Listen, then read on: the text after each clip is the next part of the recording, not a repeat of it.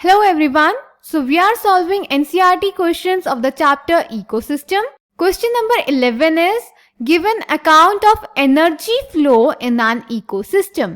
हमें ecosystem में energy flow को explain करना है. So let's check the answer. Answer number 11.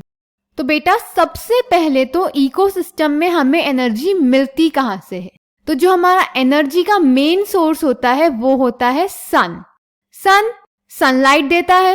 इस सनलाइट का जितनी भी सनलाइट हमारी अर्थ पे पड़ती है, इस सनलाइट का सिर्फ 50% हमारे प्लांट्स के लिए अवेलेबल होता है, जिसको हम बोलते हैं फोटोसिंथेटिकली एक्टिव रेडिएशन या फिर PAR शॉर्ट में.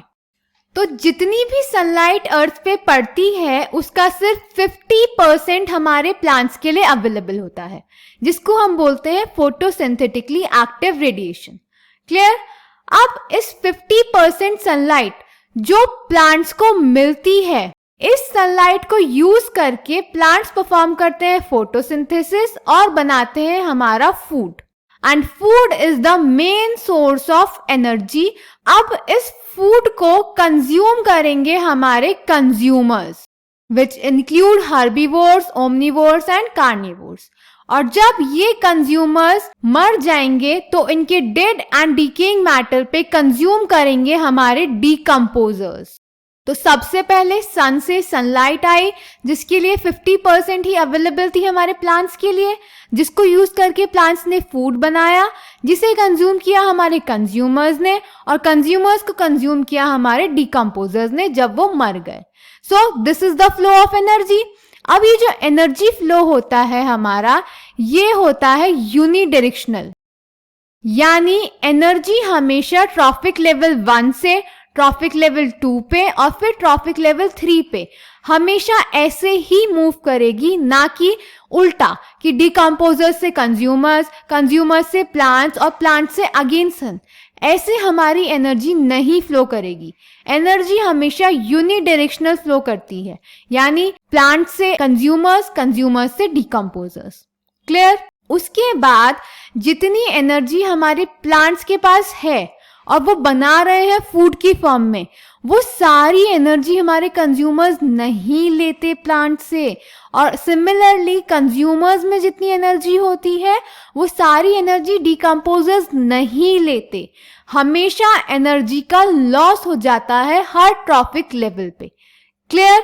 तो जब प्लांट से एनर्जी ट्रांसफर होगी कंज्यूमर्स में, यानी ट्रॉफिक लेवल 1 से ट्रॉफिक लेवल 2 पे, तो कुछ एनर्जी का लॉस हो जाएगा. सिमिलरली जब ट्रॉफिक लेवल 2 से ट्रॉफिक लेवल 3 पे जाएगी तब भी एनर्जी का लॉस हो जाएगा. क्लियर? अब जो हमारा एनर्जी फ्लो होता है वो फॉलो करता है first and second law of thermodynamics को. एनर्जी फ्लो इकोसिस्टम में first and second law of thermodynamics दोनों को फॉलो करता है. क्लियर? उसके बाद हमने बोला सारी एनर्जी ट्रॉफिक लेवल 1 से ट्रॉफिक लेवल 2 पे ट्रांसफर नहीं होती और ना ही ट्रॉफिक लेवल 2 से ट्रॉफिक लेवल 3 पे ट्रांसफर होती है. तो कुछ एनर्जी का लॉस हो जाएगा. उसके लिए हमारे पास एक लॉ है जिसे हम बोलते हैं लिंडमैन्स लॉ. लिंडमैन्स 10% लॉ. ये लॉ हमें दिया था लिंडमैन ने, और ये कहता है कि जब एनर्जी एक ट्रॉफिक लेवल से दूसरी ट्रॉफिक लेवल पे ट्रांसफर होती है तो सिर्फ 10% एनर्जी ही ट्रांसफर होती है. यानी ट्रॉफिक लेवल 1 पे जितनी एनर्जी प्रेजेंट है उसकी सिर्फ 10% एनर्जी ही ट्रॉफिक लेवल 2 पर ट्रांसफर होगी. Clear? So this is the energy flow. Energy flow हमेशा यूनिडायरेक्शनल होगा और थर्मोडायनेमिक्स के फर्स्ट एंड सेकेंड लॉ को फॉलो करेगा, और लिंडमैन्स 10% लॉ को फॉलो करेगा. यानी जब ट्रॉफिक लेवल 1 से ट्रॉफिक लेवल 2 पे या फिर ट्रॉफिक लेवल 2 से ट्रॉफिक लेवल 3 पे एंड सो ऑन ट्रांसफर होगी तो सिर्फ 10% एनर्जी ही ट्रांसफर होती है. Clear? So this was the answer number 11. I hope it is clear to you. Thank you.